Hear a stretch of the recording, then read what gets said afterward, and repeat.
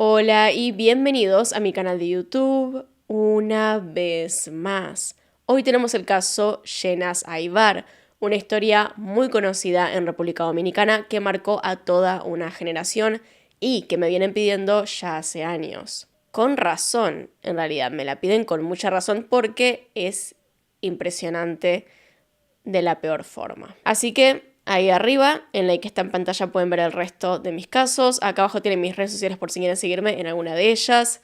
Y sin nada más que decir, comencemos.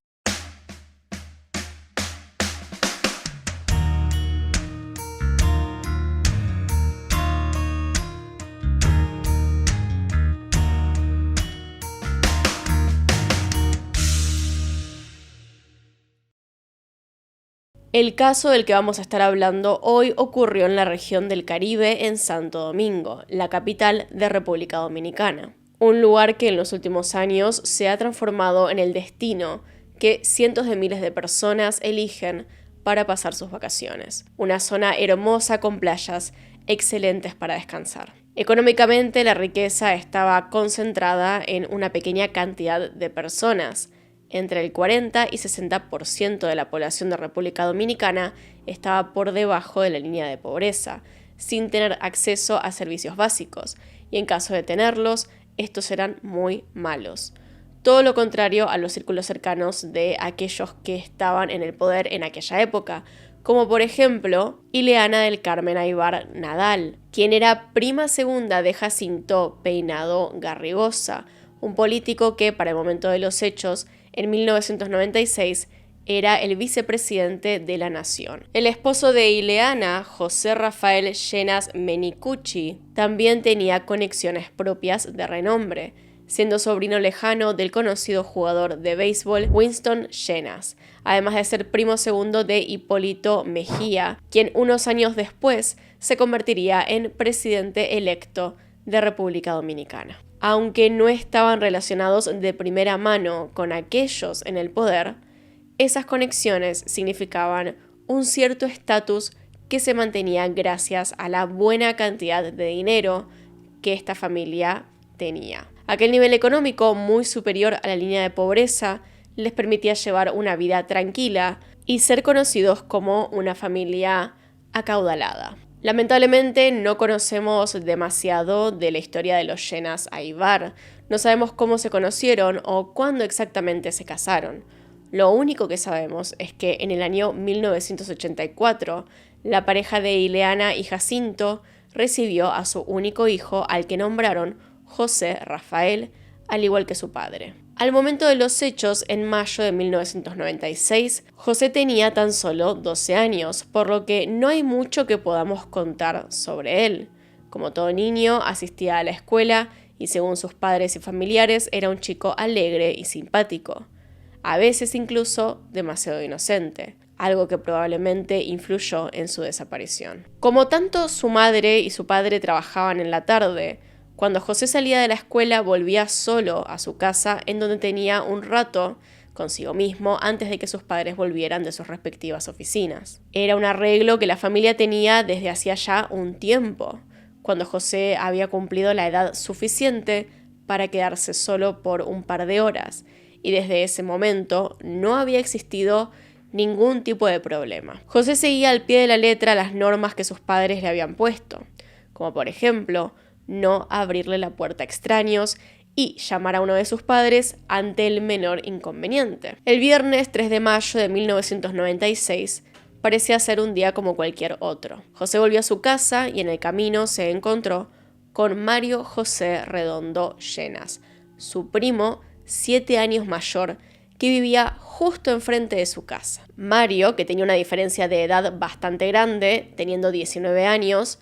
hizo que su primo cruzara, lo llamó, para preguntarle si quería ir con él y unos amigos a una exhibición de motos que organizaba un supermercado local no muy lejos de su casa. A José le encantaban las motos, pero sabía que no podía ir sin pedirle permiso primero a su madre. Así que entró a la casa y llamó al trabajo de su madre para hablar con ella. Eran alrededor de las 3:20 de la tarde cuando Ileana recibió la llamada de su hijo. Emocionado, José le explicó que su primo mayor lo había invitado a la exposición, aunque le confesó que le había pedido que no dijera nada, ya que no quería que su tía Nora, hermana del padre de José, supiera a dónde iban. En ese momento, a Ileana aquello no le llamó particularmente la atención y decidió darle permiso a su hijo para que fuese con Mario a esta exposición.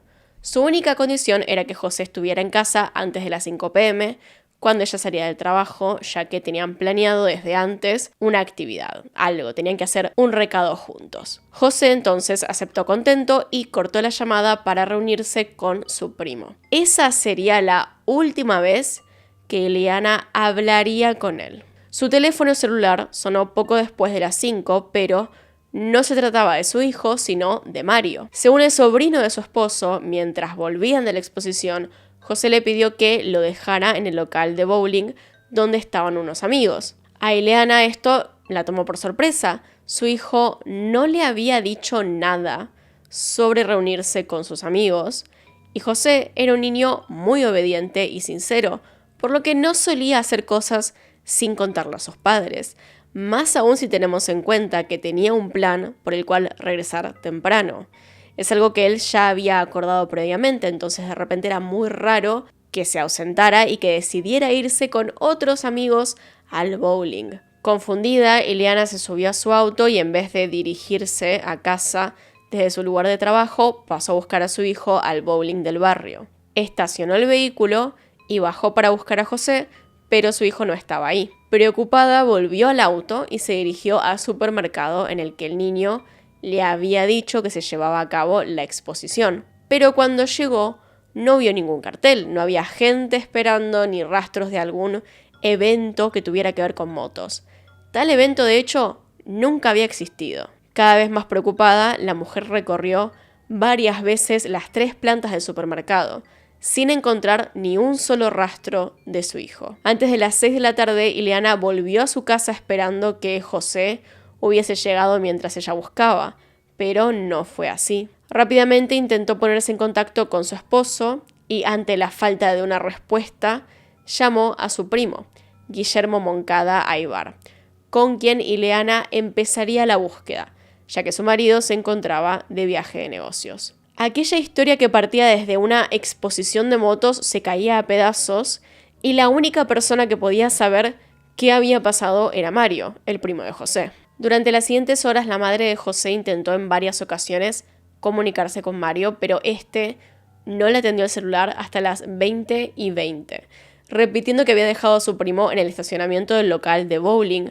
donde José se acercó a 2 chicos de su edad y un hombre que, por su uniforme, parecía chofer. Inmediatamente, Ileana, junto a algunos familiares y amigos, se dirigieron hasta allí para buscarlo, pero José seguía sin aparecer. A la vuelta se encontraron con Mario, quien se unió a la búsqueda de su primo, y ante la falta de resultados, de hecho fue él quien se dirigió con el primo de Ileana a una comisaría para hacer la denuncia por la desaparición del niño. A la vez, otros parientes que se habían reunido para ayudar se aseguraron de imprimir alrededor de 50.000 folletos con la foto de José y la palabra desaparecido, mientras Ileana se comunicaba con los medios de prensa para hacer saber la noticia y enviarles una foto de su hijo en un intento de obtener mayor difusión y, con suerte, algún dato sobre el paradero del chico. Para el sábado 4 de mayo, fueron varios los periódicos que imprimieron en sus portadas de ese día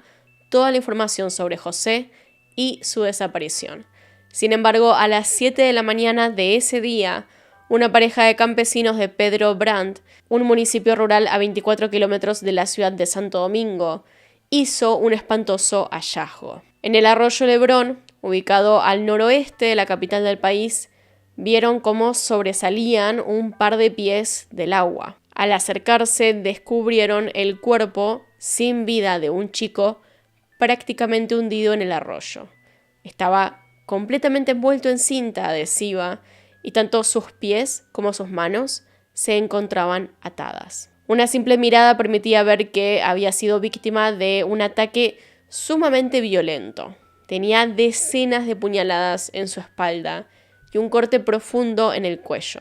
Se llegaron a contar 34 puñaladas en total. Al retirar el cuerpo del agua, la policía comprobó que tenía las mismas características físicas que José, además de llevar la misma ropa con la que su primo había declarado haberlo visto la última vez, por lo que la identificación del cuerpo se hizo de inmediato, trasladando él mismo a la ciudad de Santo Domingo, donde ese mismo día la familia del niño celebró su velatorio, al que cabe decir Mario asistió. En este punto entonces Mario había dicho que su primo se fue con unos amigos, primero que nada, después dijo que se fue con unas personas que él no conocía y con un hombre más grande, se unió a la búsqueda y después fue a velarlo. Para ese momento, Mario y su tío, el padre de José, habían estado peleados. Sin embargo, dado el momento sumamente difícil que estaba pasando la familia, el joven se acercó a su tío y lo abrazó con fuerza, diciéndole que todas las diferencias quedaban subsanadas. Nadie en la familia podía pensar que el primo, que tan preocupado se había mostrado desde un principio, tenía algo que ver con lo que había pasado. La conexión comenzó a hacerse el domingo 5 de mayo, cuando el cuerpo de José fue llevado a la morgue de Santo Domingo para ser sometido a una autopsia. Es necesario que nos detengamos un poco en esto, que es un error enorme en una investigación policial. En vez de primero examinar el cuerpo, recoger toda la evidencia que hubiese en él, el cuerpo pasó primero por todos los arreglos que se le hace en una funeraria. Y recordemos que él tenía un montón de puñaladas en todo el cuerpo, por lo que había muchas cosas que, por decirlo así, rellenar y maquillar antes de presentarlo ante la familia, lo que evidentemente borró información de vital importancia del cadáver. Como si eso no fuese suficiente, la ropa con la que José había sido hallado quedó en poder de la policía, pero fue perdida en algún punto desde el traslado de la escena del crimen a las dependencias policiales, haciendo imposible llevar a cabo análisis en esas piezas de evidencia. Ambos elementos son de suma importancia, absolutamente relevantes para la investigación de un asesinato que había ocurrido en circunstancias tan extrañas. Sin ellos, avanzar se vuelve más difícil, y era inentendible cómo podía haberse perdido la ropa de José como si fuera algo casual. ¿Fue encubrimiento realizado por personas con conexiones y dinero o simplemente inoperancia policial? No sabemos. Más allá de estos errores no menores en la investigación, los forenses sí encontraron una pista que ayudaría a resolver el caso rápidamente. El personal de la funeraria no había abierto las manos del pequeño José, por lo que fueron los médicos forenses los primeros en hacerlo, encontrándose en una de sus manos un pequeño papel con un número telefónico anotado. Elemento que parecía sacado de una novela de misterio. Un detalle como este llamaba muchísimo la atención. Obviamente, el foco de los investigadores se puso en descubrir a quién pertenecía ese número. Los detectives descubrieron que pertenecía a Kimberly Caldas Giraldes, a quien la policía llamó para interrogar de inmediato. Kimberly tenía una coartada para el momento de los hechos y aseguró no saber por qué José tenía su número. Admitió conocer al chico gracias a su novio, Juan Moliné Rodríguez, un joven de 18 años al que todos conocían por ser el mejor amigo de Mario, quien, les recuerdo, es el primo de José y la última persona en verlo con vida. Inmediatamente la policía comenzó a sospechar de esa conexión y fue a buscar a los amigos a sus respectivos hogares, llevándolos a la oficina policial donde, en la puerta, frente a decenas de cámaras, admitieron ser los responsables de la muerte del pequeño José. En el interrogatorio posterior, Mario dijo haber sido contratado para secuestrar y asesinar a su primo por su amigo, Martín Palmas, hijo de Luis Palmas y Teresa Mechea de Palmas, nada más ni nada menos que la embajadora argentina en República Dominicana. ¿Y por qué aparecieron sus nombres en el caso realmente? Aparte de que este chico los mencionó, ¿por qué sería viable que sus nombres estuvieran relacionados con esto? Porque el arroyo donde fue encontrado el cuerpo estaba en una finca propiedad de la familia Palmas Mejía. Era demasiado fácil hacer esa conexión. Esta acusación llevó a que la prensa y el público en general comenzaran a especular sobre una secta satánica, rituales de magia oscura, entre tantas otras hipótesis que ponían a Mario y a Juan como chivos expiatorios, como cómplices un poco obligados. La población estaba tan convencida de esta historia que llegó a manifestarse frente a la embajada argentina exigiendo que Teresa entregara a su hijo a la justicia. Sin embargo, las sospechas nunca fueron descartadas, ya que la diplomática se amparó en la amnistía, que es ni más ni menos que un perdón legal, y tanto ella como su familia dejaron República Dominicana sin siquiera ser interrogados. Consideren que para ese momento la prensa los había atormentado con todo tipo de denuncias, no solo por su posible implicación en este caso, sino que también llegó a hablarse de otras causas como corrupción o narcotráfico. Tal vez estas acusaciones eran reales o quizá no. Como sea, ellos decidieron regresar a Argentina para poder alejarse de todo lo que estaba pasando. Esta familia se fue rodeada de seguridad para evitar posibles agresiones físicas debido a la gran cantidad de amenazas en su contra. Entonces, siempre quedó la interrogante acerca del involucramiento de la familia y de Martín Palmas, ya que justamente Juan Moliné había dicho que era su amigo. Incluso se afirmó que habían planeado el secuestro de otra chica que no resultó antes del caso de José. Mario acusó a la familia Palmas de estar planeando futuros secuestros, algo que no pudo probar. Dijo que Luis Palmas había abusado sexualmente de él y que lo hicieron participar del transporte de un cargamento de drogas. En cuanto al lado argentino del asunto, Carlos Menem, quien era el presidente en aquel entonces, le quitó los fueros a la embajadora Mejía de Palmas el 8 de agosto de 1996. Una semana más tarde asumió la presidencia de República Dominicana Leonel Fernández, y para el evento viajó nuestro, en ese entonces, vicepresidente Carlos Rucol, en representación de Menem. Rucol dijo que si la justicia pedía la extradición de los Palmas, el gobierno no se opondría. De todas formas, la ex embajadora no tuvo mayor vinculación con el Estado luego de esto. No goza de una jubilación estatal ni respaldo político. Volviendo a los dos sospechosos detenidos, Juan Moliné descartó por completo la historia de su mejor amigo, contando una historia muy diferente ante tribunales. Mientras que Mario seguía manteniendo que había sido presionado por la familia argentina, que Luis Palmas lo había obligado a participar de este ritual satánico en el que José era el sacrificio, Luis, en defensa de su hijo, dijo que él ni siquiera estaba en Santo Domingo cuando ocurrió el crimen. Juan, el otro acusado, negó por completo haber actuado por presión de terceros y, en su lugar, dio un relato detallado de lo que había sucedido el 3 de mayo. Ante el juzgado, Moliné informó que él y su amigo llevaban varias semanas antes de los hechos planeando el secuestro del pequeño José, con el objetivo de obtener un rescate millonario por parte de sus padres. Fue a Mario a quien se le ocurrió engañar a su primo para sacarlo de casa. Sabía que a su primo menor le encantaban los autos y las motos, así que lo invitó a esta supuesta exhibición, pero en vez de guiarlo hasta este lugar, lo llevó hasta el auto de su mejor amigo. Juntos, los dos jóvenes ataron al chico y lo amordazaron antes de meterlo en el baúl del vehículo. Según el plan que habían armado, iban a llevar a José a la casa de Juan por aproximadamente una semana. Sin embargo, mientras daban vueltas en el auto, ese mismo día, hablando sobre los siguientes pasos, se dieron cuenta de que su plan tenía una enorme falla. Y si la vieron antes, ya son más inteligentes que estos dos. José sabía quiénes eran, por lo que si lo liberaban, sería capaz de reconocerlos y contar lo que había pasado, por lo que necesitaban deshacerse de él. Desde un inicio, esas semanas que pasaron pensando en lo que iban a hacer no sirvieron de nada porque en ningún momento se dieron cuenta de lo más obvio, que era ser reconocidos. Tampoco entendían que claramente ser descubiertos por un asesinato sería mucho peor que admitir el intento de secuestro y pagar las consecuencias de ese crimen. Así que condujeron hasta el kilómetro 13 de la autopista Duarte, cerca del arroyo Lebrón, mientras todavía discutían lo que iban a hacer con José.